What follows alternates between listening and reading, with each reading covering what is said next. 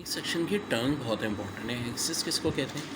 The straight line passing through the focus and perpendicular to the direction of the axis of the conic is known as its axis.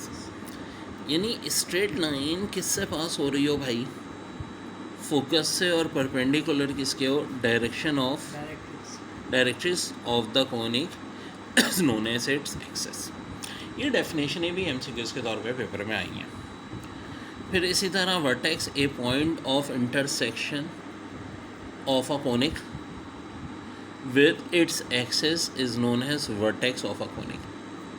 यानी अब बात हो रही है point of intersection of a conic with its axis is known as vertex of a conic.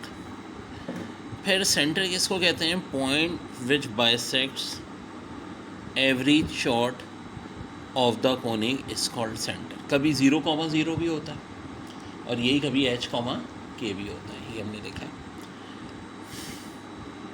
Focal चॉर्ट की जहाँ तक बात है तो होता है ये chord passing through the focus is known as focal chord of the conic.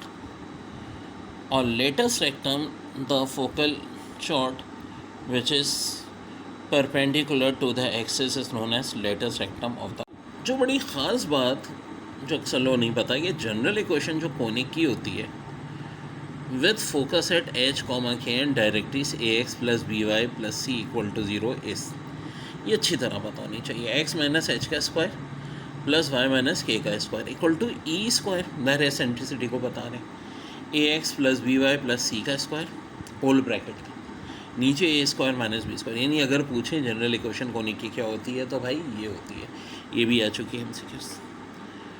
फिर इसके बाद the second degree linear equation that is ax square plus 2hxy plus by square plus 2gx plus 2ay plus c equal to 0 where, हाँ भाई क्या है ये?